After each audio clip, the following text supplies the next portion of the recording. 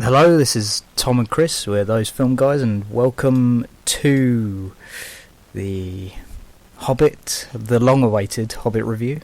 After our Lord of the Rings marathon, in which we reviewed and enjoyed all three Lord of the Rings films, we get onto the Hobbit, directed by Peter Jackson and written by all the original screenwriters: Fran Walsh, Philippa Bowen, Peter Jackson himself, and we got Guillermo del Toro also wrote part of the script as well. Part one of three.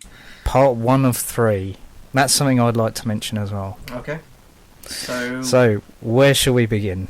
Shall we go with our brief thoughts? So actually, shall we go with our thoughts before going in? Because I know our view, say a week before, completely changed. Because I was really excited for this film. Like, obviously I said in the marathon that The Lord of the Rings is my favourite films of all time. And then a few clips came out, and we watched over them, and then our views kind of changed a little bit. Yeah. Well, before going in, I sort of didn't really know if it was gonna be any good. Yeah, I had that feeling too. It sort of had that, not comparing it to the Phantom Menace, but it sort of had that vibe where it was, will it be the prequels? what the prequels were to Star Wars? Will this be, the like the Lord of the Rings prequels, but in that sort of Star Wars prequel form? Yeah, because from the clips that we saw, it did seem a lot more CGI focused and a lot more kid friendly. Now I know that the Hobbit book is a lot more kid friendly than the Lord of the Rings is, and there isn't really as much at stake. But I still thought that regardless, it should have been updated to make it fit into the tone with the Lord of the Rings and what Peter Jackson created with those. Yeah, and I mean, I still thought walking into the cinema going, I'm anticipated to see this, but I know I have a very bad feeling about this one.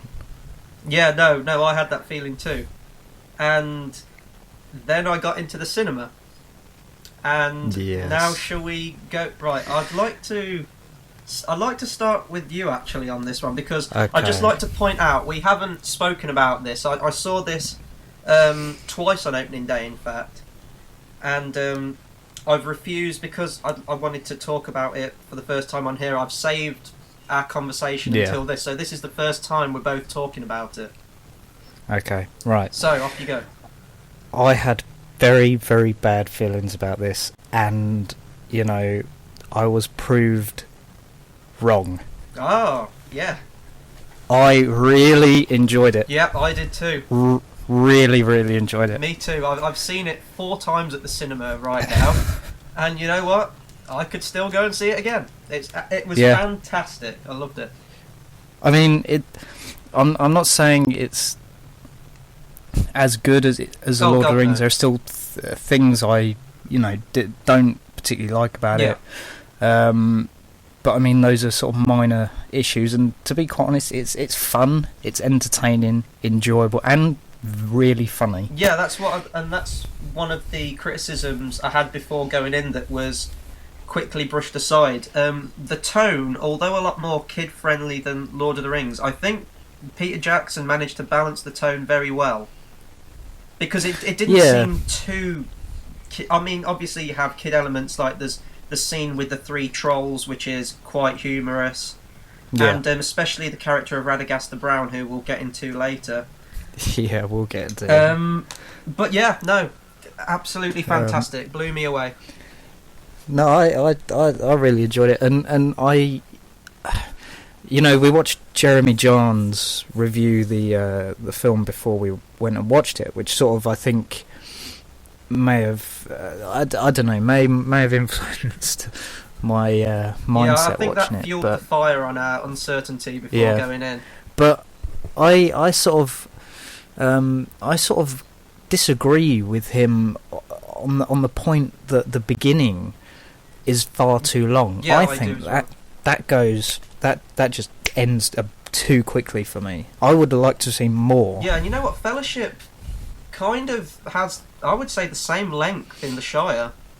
Yeah. Before like the adventure actually happens. So yeah, I disagree with him on that point as well. But Yeah, no, and but no, it was perfectly fine length, and you really got to know the important players. I mean, of course, not all the dwarves are that important, but the way they're written, I mean, they're most of the dwarves are sidelined characters. Well, they are in the book as well. There's 13 of them. But they, yeah. And you can't really do 13 dwarves you can't give them all fleshed out characters, and I think some of their personality traits are, I mean, they're developed enough so you actually know, okay, this one's this, and he is this one, and I think probably one of the unsung ones was I've forgotten his name. Go through the list of all the dwarves. Go through if I can remember them. Barlin, Dwalin, Biffa, Bofa. It was Bomber. Oh, the fat one. I think Bob. Yeah. Yeah. That's kind of how you remember appearance and traits rather than actual character. Now, this is obviously part 1 of 3, so maybe in the next 2 we'll get to know them more. And obviously there's the extended cut coming out, which is adding 25 minutes into it, I've read. So maybe we'll get more, but really? I agree. I think for what the film sets out to do, with that amount of characters, you can't connect with them all. And in the book as well, it's the 2 you kind of connect with the most are Bilbo and Thorin. Yeah. I mean, Thorin, Richard Armitage is probably my favourite absolute character. Badass. He is brilliant. Yeah. Really, really. He's nails essentially that. a dwarven Aragorn, in appearance and actions. He is the badass of this film. And you know what? He is fantastic. He is, and also, I mean, Ian McKellen. He does a great job as well. I mean, he's Gandalf. He's Gandalf for Christ's sake. And one of the criticisms from him himself, Ian McKellen, said when he was filming this, especially the parts in, I don't know whether it was throughout the entire film he had to do this, or just the parts when it was in the enclosed space in Hobbiton. But he wasn't actually reacting to real actors. They added those in afterwards in post-production. Yeah, but you know what? I wouldn't have known. If I hadn't have read that, I honestly wouldn't have known. Yeah, no, you wouldn't, because it feels so natural, and everything is, and that whole cleaning the plate scene and the music and the song as well. There's the songs in the book. The songs in the Hobbit book drag and they don't have any relevance, but I think in the film it gives them sort of more dimension to them, so that they're just sort of having fun at Bilbo's expense, not because because Tolkien thought, I want to put a song in here, so I'll just chuck one in. Yeah, when I got to those songs in the book, I just wanted to tear the pages out in frustration. But here, it creates a nice tone, and especially that one that you, I think it's called "That's What Bilbo Baggins Hates." It created a nice atmosphere at the start, and then obviously you have the Misty Mountains Cold song, which I'm not joking, that sent shivers down my spine in the cinema. It creates such an ominous tone. It was great. Yeah, and I mean the that first song, what Bilbo Baggins Hates, it does give you sort of how much these dwarves like each and interact with each other and have known each other. It gives you that sort of feeling. Probably on top of Richard Armitage as probably my favourite out of all the 13 dwarves, out of the 12 dwarves, excluding Richard Armitage as Thorin. Probably out of all of them, my favourite was Killy. Yeah, the Legolas of the group. Yeah, he was great. Yeah, he was. I really, really liked Aidan Turner as Killy. But also, I also like actually how it ties into the Lord of the Rings, the films. in which it starts off with Bilbo, sort of telling his story, and it's set during the party sequence of the first film. Now we get to a part where I disagree with. Now, if I cast my mind back to the first time I saw this, I was like, that's nice. That's a good... I know. I understand the sort of plot inconsistencies in it, but I thought it was there are, but I ignored them and just thought, okay, it's a nice way to tie it in, even though some of them, perhaps Jackson sort of forgot his own plot. Yeah, like his it was nice. But on reflection, because this is one of the big things when I have a series of films, especially a series of films or a TV series I really care about, if there is a continuity error, it just kind of... If you're watching these 3 Hobbit films and then go into Lord of the Rings, it honestly... That scene makes no sense at all. I mean, one, I know you can't avoid this, but Ian Holm looks nothing like how he did in the start. Oh no, that was something that sort of got to me, was how plastic he looked. You could tell a lot of the actors in this, they CGI'd the hell out of their faces. Yeah. Oh no, that's something I forgot to mention. What was up with that CGI dwarf at the beginning? Was he CGI?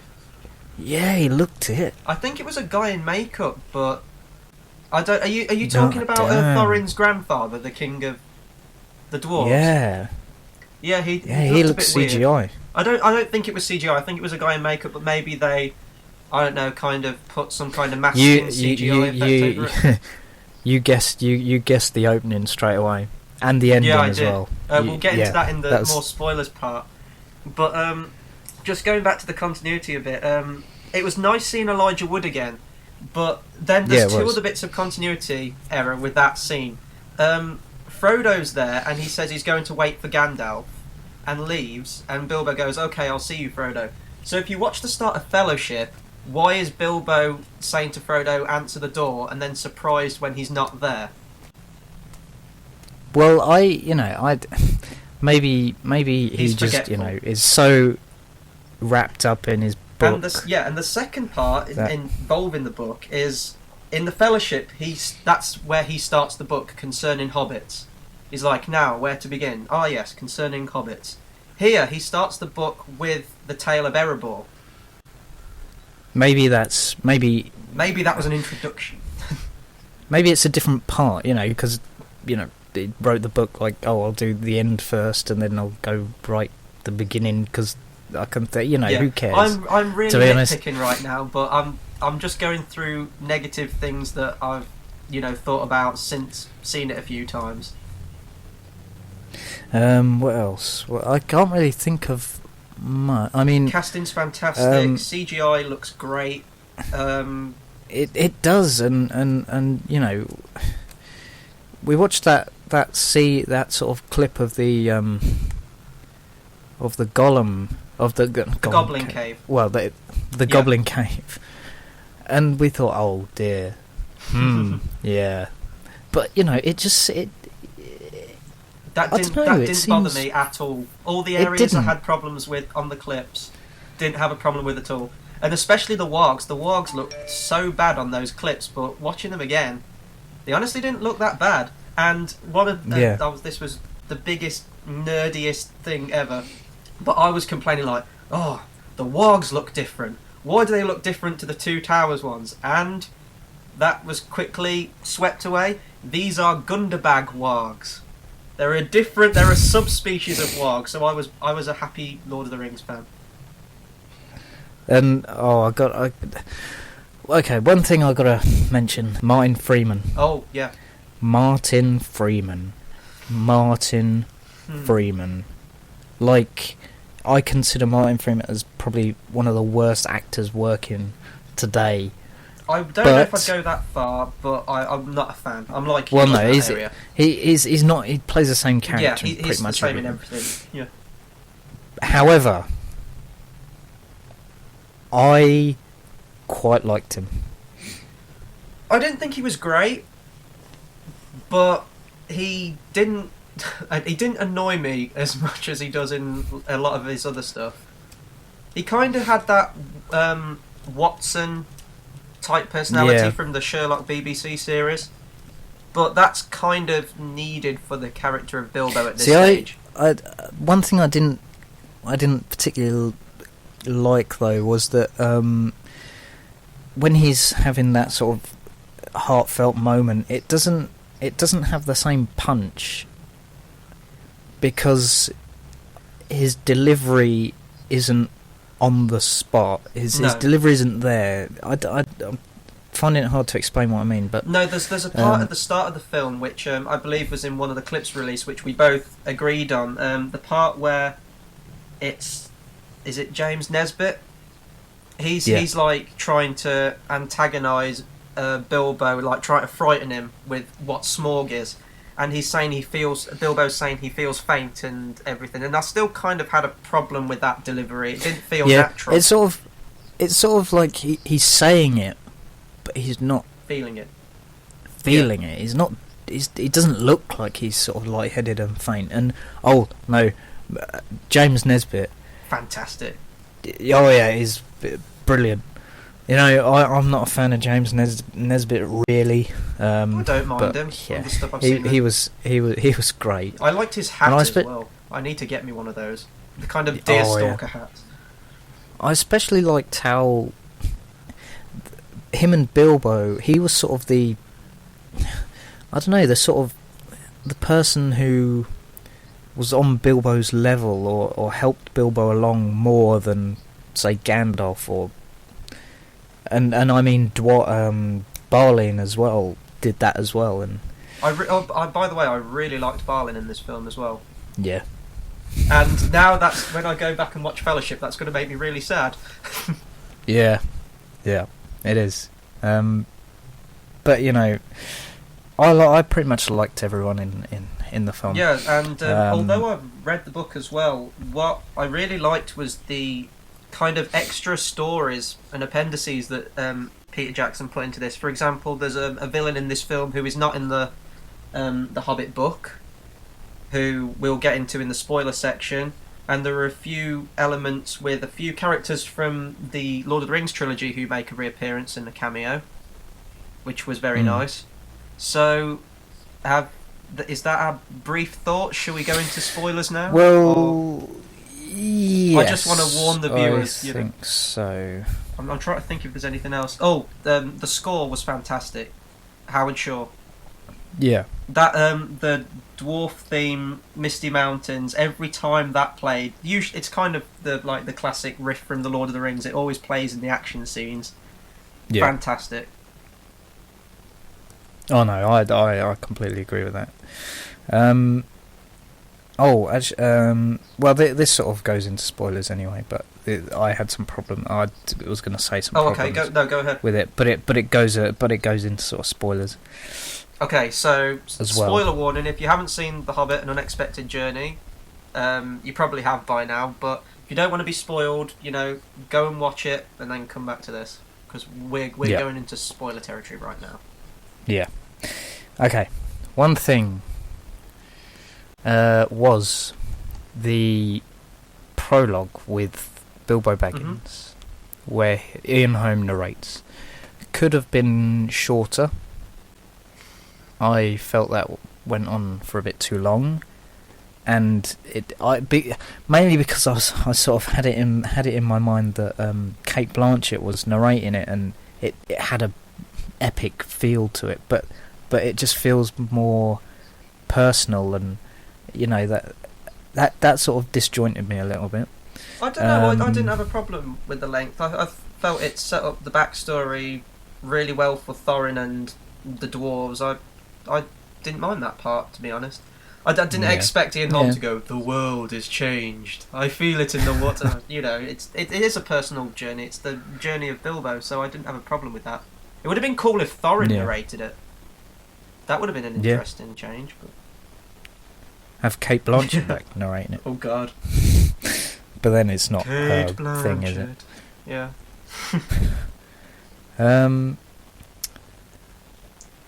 Yeah, that's pretty much it. That's it for negatives. Well, for this particular for that scene, part, I like how we don't get a clear shot of Smorg as well. I like how they're saving No, that you till called the that. second one.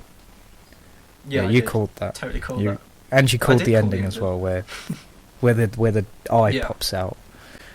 But that's something.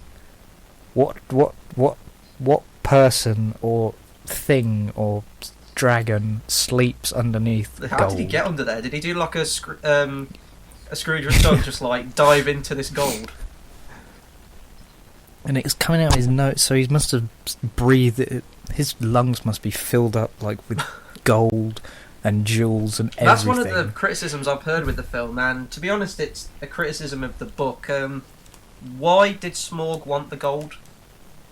Was it just to have? Because does he want bling? You know? I don't know. Maybe just likes Yeah, I gold. love gold. That's what I thought of. Thought of Gold Member when I watched this.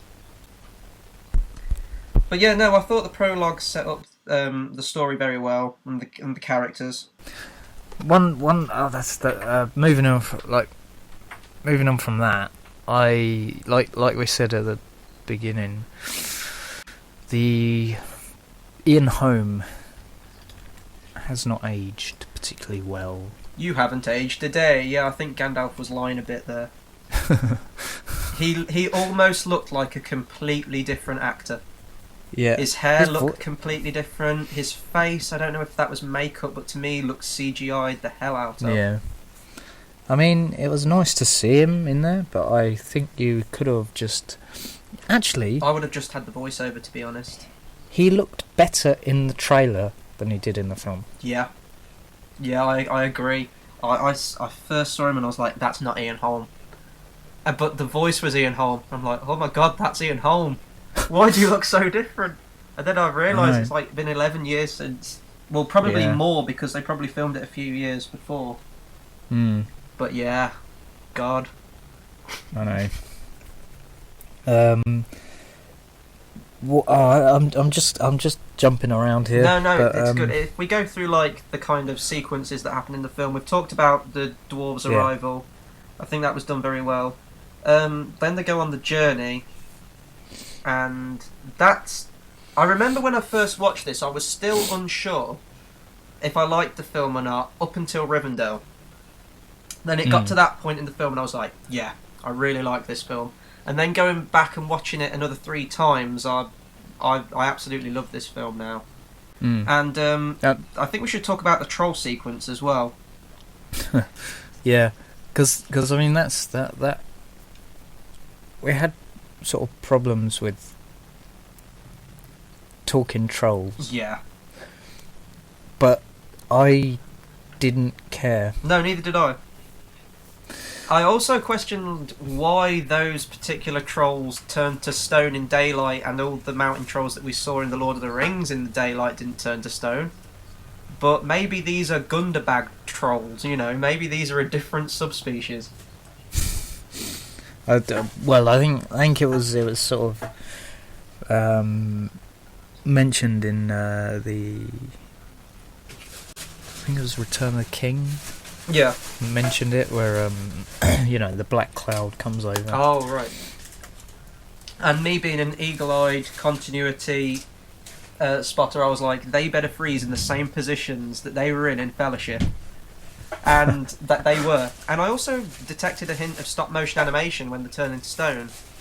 And that was a nice touch, because I know Peter Jackson really likes that. That's obviously why he directed it, King Kong. And I've watched the special features on that, and he's really likes stop-motion animation. So it was nice to see a hint of the old style in that particular scene. What I really want to cover is some of the new additions in this film, namely Radagast the Brown.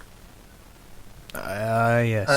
Radagast. Jeremy John's review stated him as the Jar Jar Binks of Middle-earth.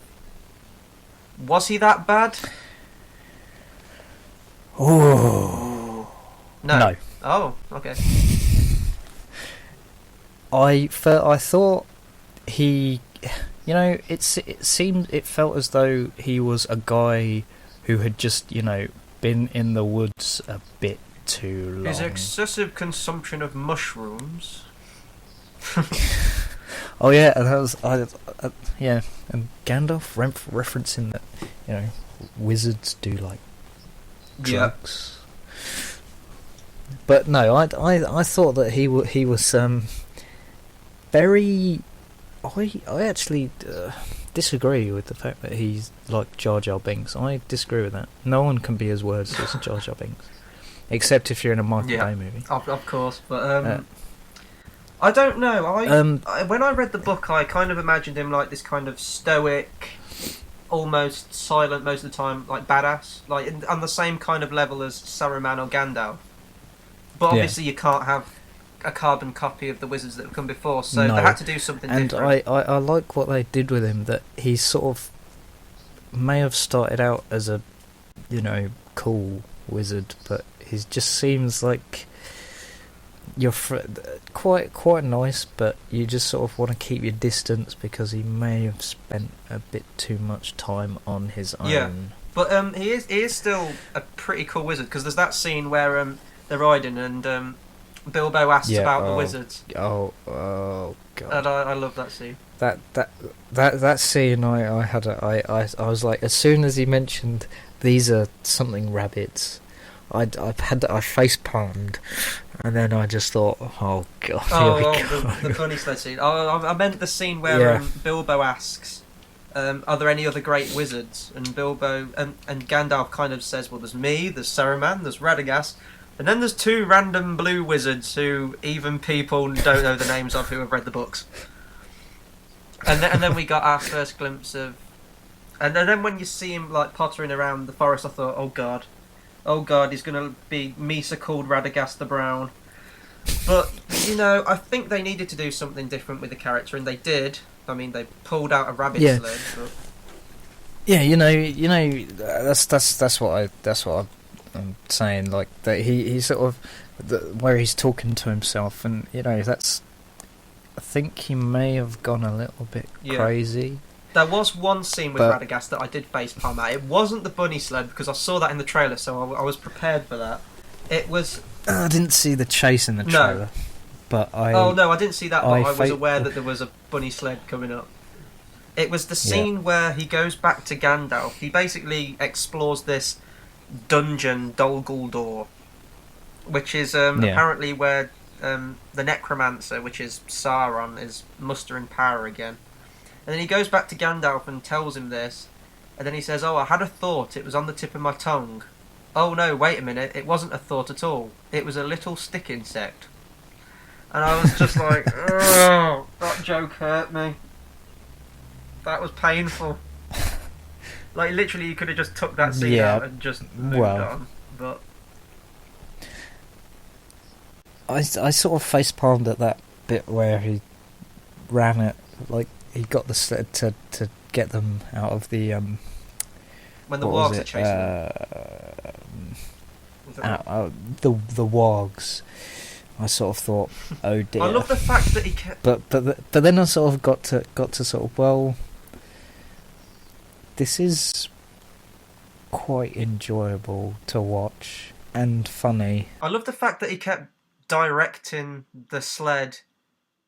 He kept leading the wargs back to the dwarves and Gandalf as they're trying to escape. Yeah. And the fact that rabbits can outrun wargs. These are Ruskabel rabbits, remember? Yeah. They are. They are indeed. But yeah, Radagast, he was fun. Yep. He was a fun character to sort of watch. I really enjoyed the Dol Guldur part. Actually, I found that funny where he says that there's a dark and evil power. Where could this have come from? Is it possibly the large, menacing-looking fortress on the edge of the forest? But he gets there, and then this is where I just like geeked out in the cinema, where we see the statue of a ringwraith, and then the ghost, the kind of spectral image of the Witch King comes out. And I was like, oh my god, it's the Morgul Blade! It's from Lord of the Rings! I just completely geeked out. The Necromancer, I didn't really like the appearance of the Necromancer. It was just kind of a black silhouette. Like, it was basically Slender Man. I think that was more to add a bit of mystery to it. I mean, you didn't really see... I mean, it credits... Benedict Cumberbatch. It credits Cumberbatch in it, but in the theatrical cut, the necromancer has no lines. No. And that's not in the actual Hobbit book as well. It's kind of like the expanded writings. Yeah. But I'm looking forward to seeing where that goes, actually. And that kind of takes us to the Rivendell scene, where we get to see Hugo Weaving as Elrond, Kate Blanchett as Galadriel, and sure enough, Christopher Lee as Saruman. And it got to that scene, and I was like, yes, this film is amazing. They couldn't have Christopher Lee walk around. No, that's what I was going to say. He sort of struggles to walk. You just see him standing there for like a second. It's like, quick, get him a chair, get him sitting down. Cameo done. It was good to see all the old faces back. Oh yeah. Kate Blanchett was quite good as well.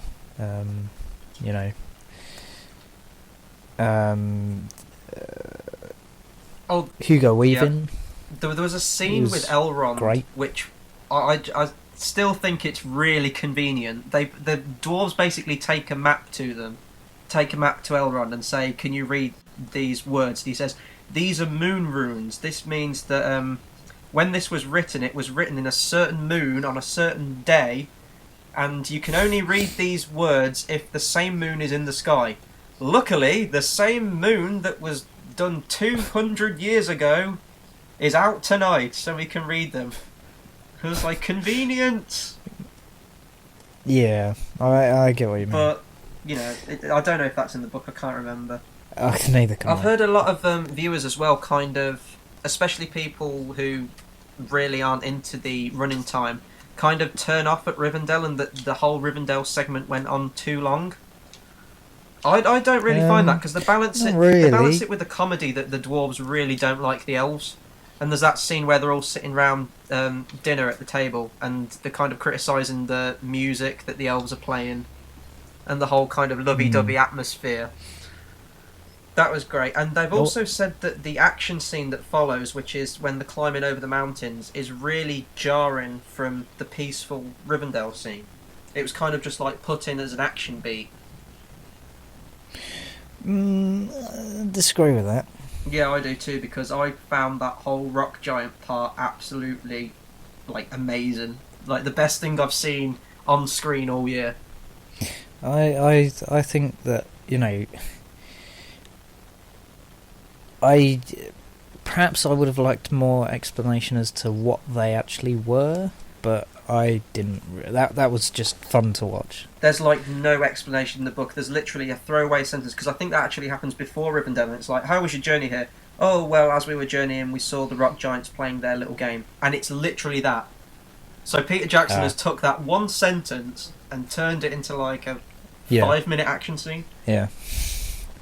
And then you get to the sort of beginning of the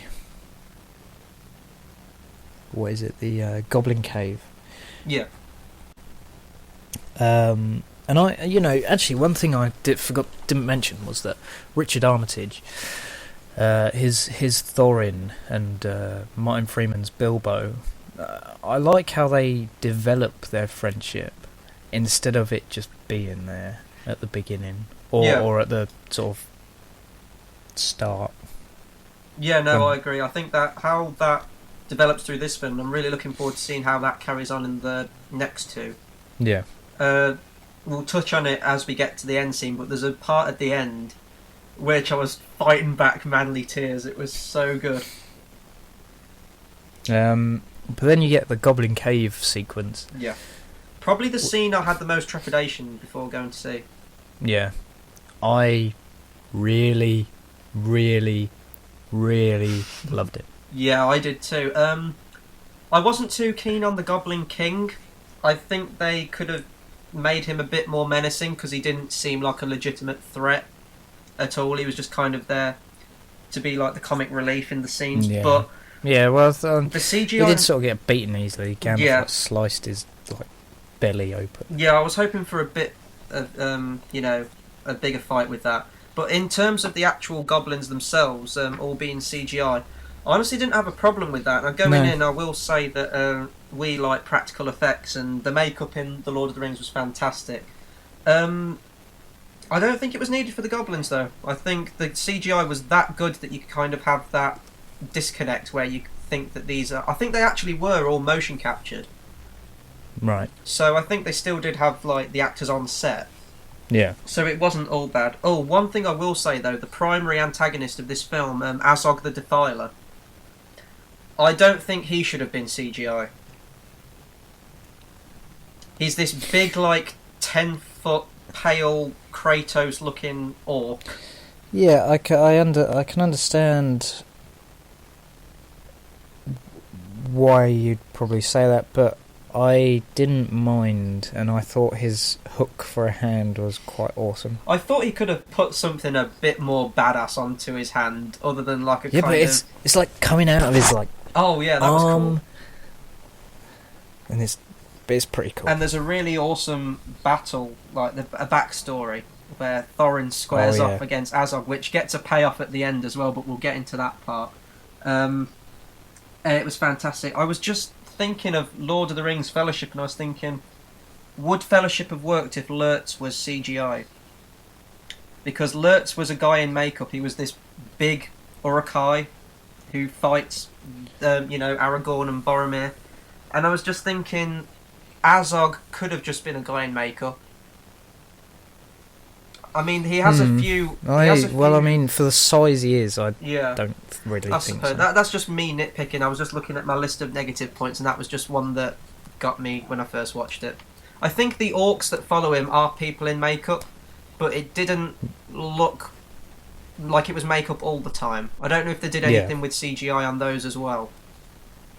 Yeah, it looked like it was, but I mean that's a really small point. Yeah, it didn't really deter from or detract from the experience. Oh no, that was just me being nitpicky, and that's all my negatives out the way. So it's all positive from here on in. So the whole goblin segment was great, and then Bilbo gets separated from the group. Now let's talk about the best bit of this film. The riddles. Game of riddles. Yes. Fantastic. Yeah. Is the only word that can come to mind.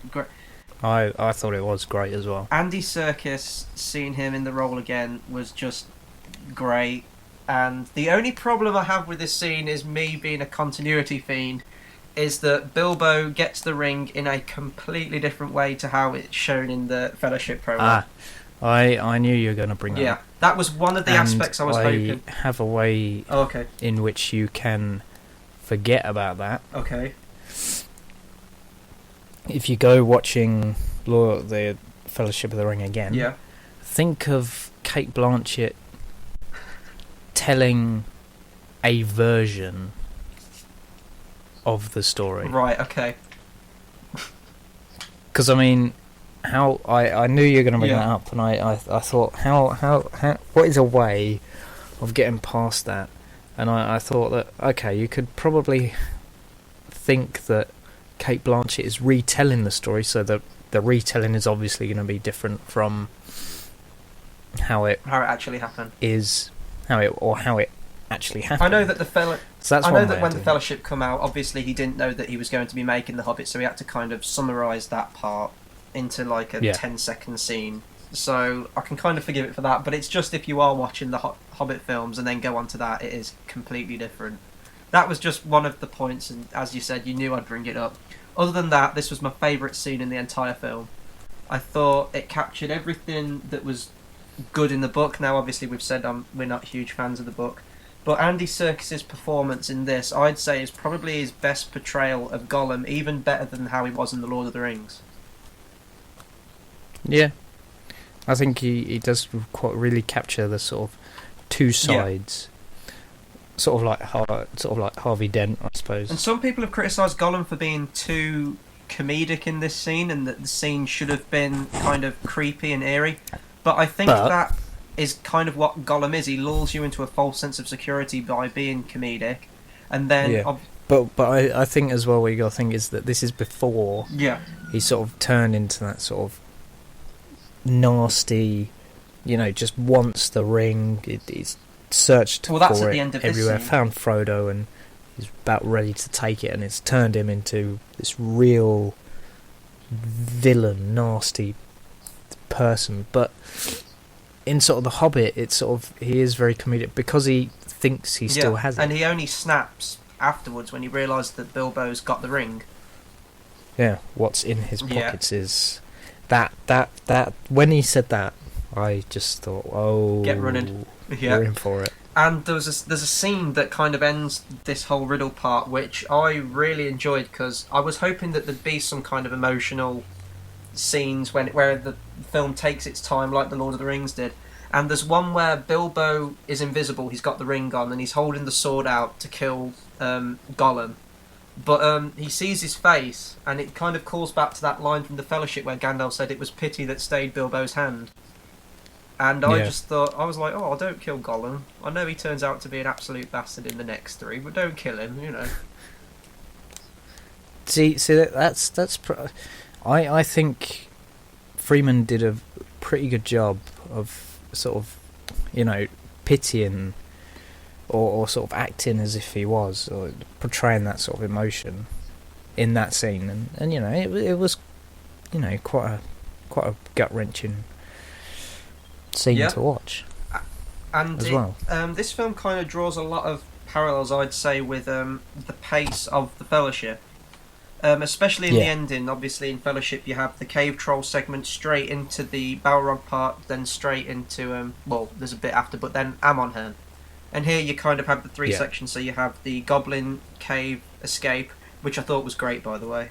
Then you have the Gollum part, and then you have the final part, which is where the eagles come and the trees are all on fire, and Azog squares off against Thorin for another showdown. He gets the shit kicked out of him. He does. Literally I thought he was dead. Yeah, there's a shot in this where Azog's got this kind of spiked mace, and he swings it straight into Thorin's face, and it doesn't do anything. I just put that down to the beers deflected it, but I genuinely thought that when Thorin was on the eagle, or when Bilbo was fighting to save him, I genuinely thought, damn, we're gonna have another Boromir segment here. I ain't getting around that. Nope. You ain't coming back from a mace to the face. But that whole action scene where it's all in slow-mo and all seems lost, the tree's been tipped over, all the dwarves are clinging to life on the tree, and Thorin looks at Azog and Azog looks at Thorin, and it plays that music from, I believe it's at the Weathertop sequence from the Fellowship when the Ringwraiths are closing in on Frodo.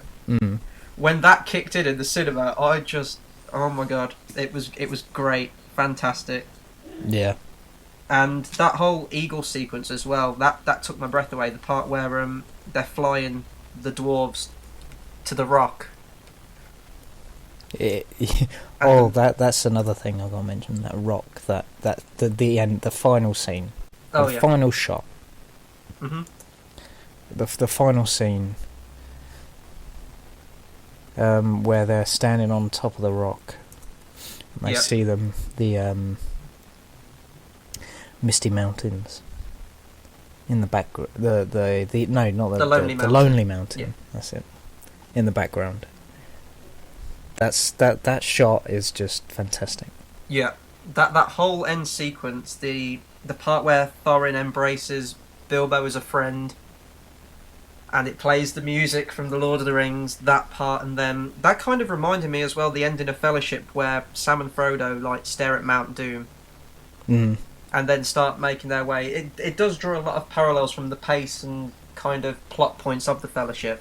Yeah, it does. And then we get our cliffhanger ending where Smaug, his face emerges from the gold, which sets the tone and the plot for the second one, The Desolation of Smaug, which I cannot wait for.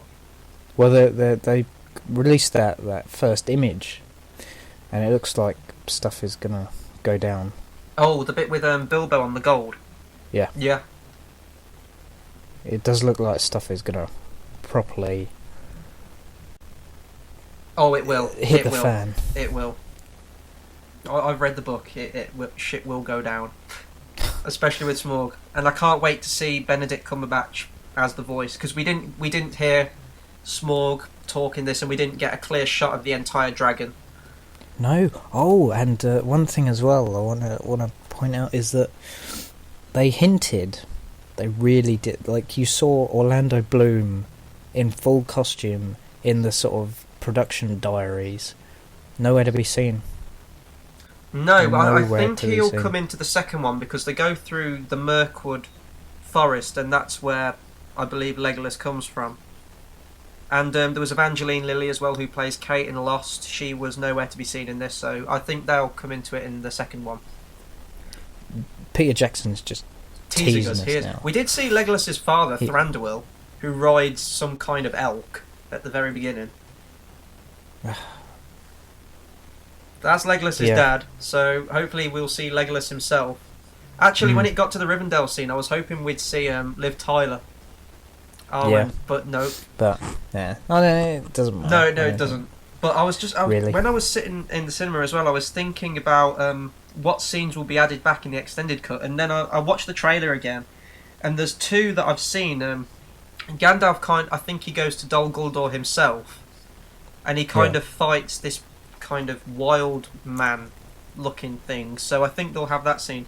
And there's also a scene where Bilbo is standing in front of the shards of Narsil in the trailer, which wasn't in the film. So I think they'll be two that are put into the extended cut, definitely. But actually, do you think that Jackson intentionally put, because Gandalf goes away every so often in the film and in the book, perhaps that bit where he's in the Dol Guldur is perhaps in a different part, or in one of the two films that follow on. I don't know, because I know at this point, when that trailer came out, it was still confirmed as two films. So I don't know, it could be. It could very well be.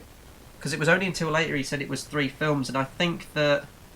Because I didn't know whether it would be in this film, because Radagast tells him about Dol Guldur, and then I didn't know whether Gandalf would go straight there. Because that part was before the Warg part, wasn't it? So then he's kind of with them all the way up until then. So I don't know. It could be in the second film. Maybe. Because I know that he convenes the White Council. So we're going to have to see Christopher Lee fighting. Yeah. I don't know how well they're going to achieve that now, but I'm really excited for to see how it turns out. Me too, and I'm just so glad that this film was good, because this film could have gone so wrong, and it would have just tarnished my memory and my love of Lord of the Rings, but thankfully it hasn't, and now I'm just waiting in anticipation for next December for part 2. Yeah. And actually there's some complaints that it should have been a summer film. I don't know. I would it have made more money if it was a summer film? Probably not. Possibly. Because it was up against The Dark Knight Rises and Avengers and stuff. So I think the summer was pretty much covered by those. Yeah. But no, I did. I went in thinking it was going to be bad, and I was proved wrong. Yeah, me too. And when the opening title came up, and it just being back in Middle Earth again after 11 years since the first one, it was just such a great experience to finally have another trilogy to look forward to set in this universe. Oh yeah. And really hopefully things will just keep getting better with the next two. Yeah, what else can I say apart from I was proved really wrong, and I came out thinking, wow, that was great. I really enjoyed that. Which frame rate did you see this in? Because I only saw it in the standard, but actually whilst we're doing this, like whilst doing the review, I have sort of thought I would like to see it again tonight in 3D. Yeah. Even though I despise 3D, I do want to see what the higher frame rate looks Well, I like. did go to a cinema in Leicester when I went to visit my friend, and the cinema there was showing it in the 48 frames a second in 3D. But I was under the impression that there would be a showing where you could see it in 48 frames in 2D, but I haven't managed to see that. I think it's only in 3D. What was your thought on that? Because I haven't seen it. Oh no, neither have I. 48 We went to see it in regular 24, but that was the cinema showing. So you know what? I might actually just get a train down to Leicester and just watch it in the 48 frames, because I would like to see it in the two formats to compare. Because I've heard it is a completely different experience, and some people that have seen it originally in 48 frames a second really didn't like the film. Yeah. So. Yeah. Well, I'm gonna have to go and see it again, and hopefully, because it's been out a while, the cinema will be empty. But that's all I've got to say. Is that me I too. quite enjoyed it. That was a very long, albeit disjointed review of The Hobbit. That was because, this is the first time we've actually talked about it, so we just had to go in with everything. Yeah, and seeing it again will sort of perhaps things I've missed out, I'll sort of remember and sort of go, oh yeah, I should have mentioned that. Yeah. And this, and this bit was good as well. I think we covered most of it. I thoroughly enjoyed it. It was great. It is a 3-hour film, so we've covered as much as we can into just under an hour review. But there is so much in this film that we haven't covered. So I highly recommend The Hobbit. Great film. Go and see it. Especially if you're a fan of Lord of the Rings, you'll love it. Yeah, you will. So that's. I hope you enjoyed the Lord of the Rings marathon, and it's been a journey. And a journey that's going to go on for another 2 years. Yeah, and it's become an unexpected journey for me, in that I actually enjoyed it. Yeah. So, me too. Thanks very much for watching the review of The Hobbit. Thanks, guys.